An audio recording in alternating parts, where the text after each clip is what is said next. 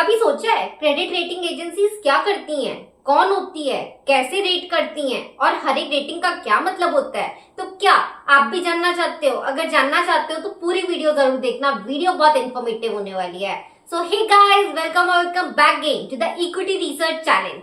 जैसे कि आप सभी जानते हैं, हम लोग अभी इन्वेस्टमेंट सेगमेंट कवर कर रहे हैं, जिसके अंदर हम लोग कैपिटल मार्केट्स को डेप्थ में समझने की कोशिश कर रहे हैं। इक्विटी हमने पूरा खत्म कर दिया है, हमको अब समझ में आ गया इक्विटी मार्केट्स कैसे होते हैं, कैसे वर्क करते हैं। अब हम डेट मार्केट्स के बारे में पढ़ रहे हैं। एज वी नो, इंडिया में ये वाली मार्केट अभी इतनी ज्यादा डेवलप्ड नहीं है, अभी डेवलपिंग स्टेज में है, राइट? तो हम लोग इसको बहुत ज्यादा और अच्छे से थोड़ा डीप में समझने की कोशिश कर रहे हैं।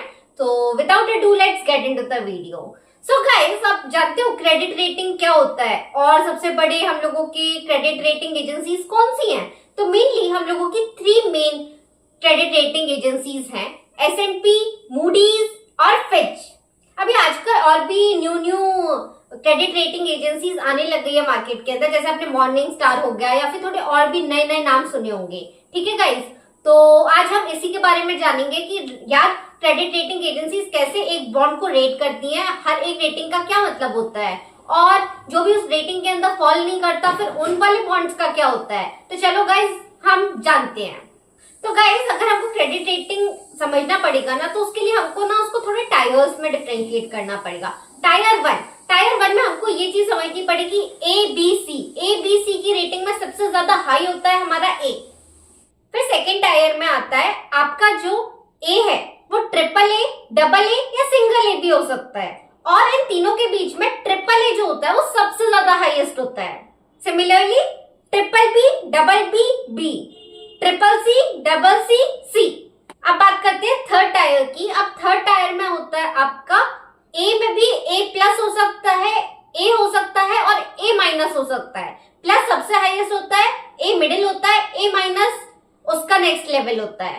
ठीक है, तो गाइस अभी हमने 3 टायर डिसाइड किए। सबसे पहले ए बी सी, उसके बाद triple A, double A, single A, फिर प्लस, न्यूट्रल, माइनस, राइट? इस बेसिस पे हमारी क्रेडिट रेटिंग एजेंसी डिफरेंशिएट की जाती हैं। तो आपका जो सबसे पहला वाला होता है ना, तो आपका जो सबसे पहला वाला रहेगा वो होता है ट्रिपल ए।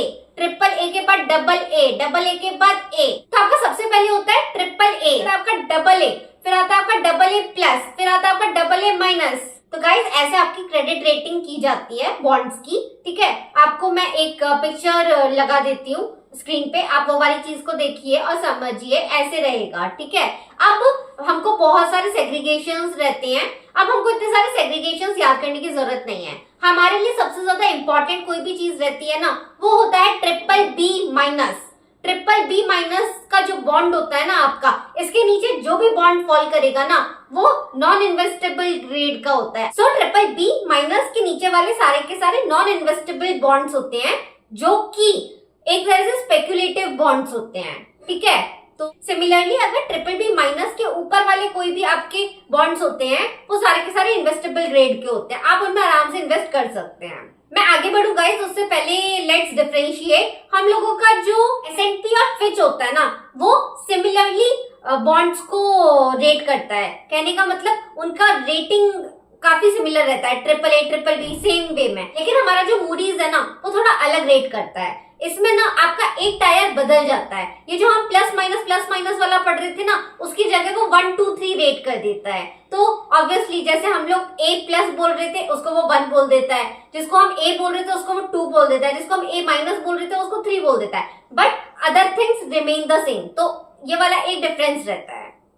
तो चलो गाइस, अब आप मेरे को जल्दी से बताओ कि हर एक कंट्री की भी ना रेटिंग दी जाती है through the credit rating agencies. ठीक है, तो आप मुझे ये बताइए, हमारी कंट्री इंडिया की क्या रेटिंग चल रही है फिलहाल अभी, और हम लोगों की रेटिंग अगर कम हो गई तो क्या दिक्कत होने वाली है इंडिया को? आप कमेंट डाउन कीजिए। पर यार आकांक्षा, ये ए बी सी इन लोगों ने बता तो दिया, लेकिन इसका फायदा क्या है? ऑब्वियसली यार, इसका फायदा सिंपल सा है। जो भी आपका ट्रिपल ए वाली कैटेगरी हो गई, वो मतलब काफी सेफ बॉन्ड्स हैं। ठीक है, कहने का मतलब इसमें क्या होने वाला है ना, आपको आपका कूपन, जो भी आपके साथ पार अमाउंट जो भी डिस्कस हुआ था, इंटरेस्ट रेट जो भी है, आपको सब मिल जाएगा। इसमें रिस्क कम रहती है। लेकिन सिमिलरली अगर आपका गंदी रेटिंग का बॉन्ड है, HSB+, C+, इस टाइप की रेटिंग का है, तो यहाँ स्पेक्युलेटिव है बहुत ज्यादा, उसमें बहुत ज्यादा चांसेस है कि आपकी जो कंपनी है वो डिफॉल्ट कर जाएगी।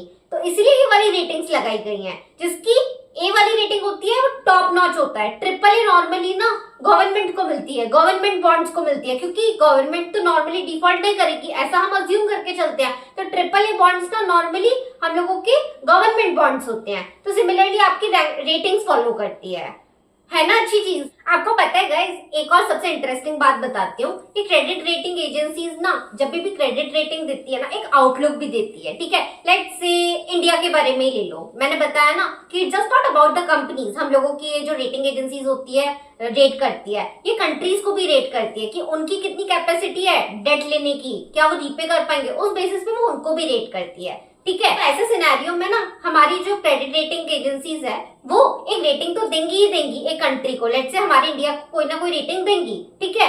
अब साथ में वो एक आउटलुक भी देंगी। अब आउटलुक वो ऐसा देंगी कि फ्यूचर में हो सकता है कि सिनेरियोस थोड़े खराब हो जाए, नेगेटिव ओवरव्यू देंगी जिसमें बोल दिया जाएगा कि क्रेडिट रेटिंग उनकी कम हो सकती है इन लोगों की चीजें देखते हुए, या फिर कुछ भी, या फिर पॉजिटिव भी दे सकती है कि क्रेडिट रेटिंग बढ़ भी सकती है इन द फ्यूचर, हम लोगों ने जितना भी एनालाइज किया है। या फिर वो स्टेबल रेटिंग दे देंगी कि यार आगे जाके भी फ्यूचर में ना स्टेबल ही रहेगी। तो एक तरह का आउटलुक भी देती है ये वाली क्रेडिट रेटिंग एजेंसीज। चलो यार, अब तो काफी ज्यादा तुम लोगों ने क्रेडिट रेटिंग समझ ली है कि कैसे क्या रेट किया जाता है। क्या तुमने कभी जंक बॉन्ड्स के बारे में सुना है? अब क्वेश्चन आता है कि जंक बॉन्ड्स क्या होते हैं। अभी अभी मैंने आपको बताया था कि नॉन इन्वेस्टेबल ग्रेड के भी बॉन्ड्स होते हैं। BBB- से नीचे वाले सारे के सारे नॉन इन्वेस्टेबल या फिर स्पेक्युलेटिव होते हैं। ये जो स्पेक्युलेटिव बॉन्ड्स जो हम लोगों के होते हैं ना इस रेटिंग से नीचे वाले, इन्हीं को ही कहते हैं हम जंक बॉन्ड्स, ठीक है गाइस। अब आप इसे पूछोगे आकांक्षा यार ये अगर जंक है तो निकाल के फेंको,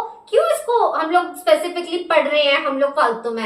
यार मेरे अंदर यही क्वेश्चन आया था, मैं फालतू में जंक बॉन्ड्स क्यों पढ़ूंगी यार, इतनी अच्छी चीजें हैं पढ़ने के लिए, जाके मेरे को जंक पढ़ा रहे हैं। मेरे को बहुत गुस्सा आ रहा था जब मैं पढ़ रही थी, बट देन आई रियलाइज्ड, और जब मेरे को पता चला कि जंक बॉन्ड्स की क्या इंपॉर्टेंस होती है, तब मुझे रियलाइज हुआ कि हाँ यार ये जंक बॉन्ड्स भी बहुत इंपॉर्टेंट होते हैं। तो चलो गाइस मैं जंक बॉन्ड्स के बारे में अब आपको बताती हूँ, ठीक है।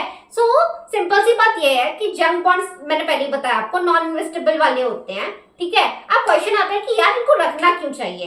या इसका मेन रीजन ये है कि मान लो आप एक कंपनी हो, ठीक है, आपको लोन्स तो मिलने वाले नहीं है इतनी आपकी गंदी क्रेडिट रेटिंग की वजह से, और अगर आपकी इतनी ज्यादा गंदी क्रेडिट रेटिंग आई है तो अब आपको कोई भी लोन जो भी मिलेगा वो बहुत ज्यादा एक्सपेंसिव रेट्स पे ही मिलेगा। कहने का मतलब जो नॉर्मली एक BBB बॉन्ड थोड़े कम रेट पे इंटरेस्ट के साथ रेस कर पा रहा था वो आपको ज्यादा में ही पे करना पड़ेगा।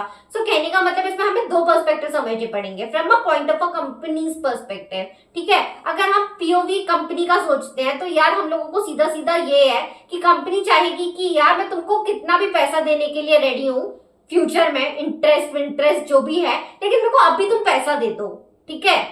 तो ये वाली चीज हम लोगों की कंपनी का पर्सपेक्टिव होगा। तो वो क्या करेगी ना, बहुत ज्यादा ल्यूक्रेटिव ऑफर्स देना चाहेगी इन्वेस्टर्स को कि यार हम ना तुमको बहुत ज्यादा कूपन दे देंगे, यार हम तुम लोगों के लिए प्रीमियम बॉन्ड्स इशू करवा देंगे, यार हम तुमको एंडिंग वाले टाइम पे ना थोड़ा एक्स्ट्रा पे कर देंगे, मतलब कुछ ना कुछ एक्स्ट्रा रिवॉर्ड्स देने की कोशिश करेगी, उन्हें ल्यूक्रेटिव ऑफर्स देने की कोशिश करेगी। तो इस वे में हमारी कंपनी को क्या फायदा होगा, भले ही उनकी क्रेडिट रेटिंग खराब है लेकिन तब भी वो पैसा रेज कर पा रहे हैं। और ऐसे सिनेरियो में मेरे इन्वेस्टर को क्या फायदा होगा, यार अगर वो स्पेकुलेटिव बॉन्ड्स में पैसा लगा रहे हैं और फिर वो इतना ज्यादा रिस्क ले रहे हैं, और अगर वो कंपनी एकदम स्टेबल रही और फिर उसने पैसे दे दिए आपको, आपके बॉन्ड के जितने भी बनते हैं कूपन और सब कुछ मिला के, तो यार हमारे इन्वेस्टर को तो फायदा हो रहा है। इसी चीज को हम लोग कहते हैं स्पेक्युलेटिव। इधर ना स्पेक्युलेशन हो रहा है, ठीक है। तो इधर आपको पता है जितना आप रिस्क लोगे उतना ही आप रिटर्न डिजर्व करते हो, तो यार इधर रिस्क ज्यादा ले रहा है इन्वेस्टर और रिवॉर्ड भी अकॉर्डिंगली मिलेगा। एक और इंटरेस्टिंग बात बताऊं आपको जंक बॉन्ड्स के बारे में। यार ये जो जंक बॉन्ड्स होते हैं ना, जंक बॉन्ड्स एक इंडिकेटर की तरह बिहेव करते हैं जो बता देते हैं कि अभी आप रिसेशन स्टेज में हो या बूमिंग स्टेज में हो, मतलब कौन सी वाली आपकी साइकिल चल रही है फिलहाल, ठीक है। अगर इन्वेस्टर्स बहुत ज्यादा स्पेकुलेशंस के अंदर जा रहे हैं ना तो मतलब आपकी मार्केट अच्छा कर रही है, लेकिन अगर हम लोगों के इन्वेस्टर्स बहुत ज्यादा इंटरेस्ट नहीं दिखा रहे हैं जंक बॉन्ड्स के अंदर तो इसका मतलब अब रिसेशन आने वाला है। लगा ना मस्त। तो चलो अब आप मेरे को जल्दी से जल्दी इंडिया की क्रेडिट रेटिंग बताइए। तो चलो गाइस, अब हम नेक्स्ट वीडियो में बात करेंगे सिक्योरिटाइजेशन के बारे में। आप सिक्योरिटाइजेशन के बारे में एक बेसिक आइडिया रखिएगा and it's going to be a very very fun topic. ठीक है गाइस, तो गाइस जल्दी से जल्दी अपने उस फ्रेंड को ये वाली वीडियो शेयर कर दो जो इन्वेस्टमेंट बैंकिंग के अंदर बहुत ज्यादा इंटरेस्ट रखता है, उसको भी तो पता चले आखिरकार जंक बॉन्ड क्या होता है। तो चलो guys, I will see you guys in the next video, till then take care, bye. लेकिन उससे पहले वीडियो को लाइक कर देना अगर वीडियो अच्छी लगी हो तो, क्वेश्चन का जल्दी से कमेंट कर दो और सब्सक्राइब नहीं किया मुझे अभी तो अभी के अभी सब्सक्राइब कर दो। शब्बा खैर।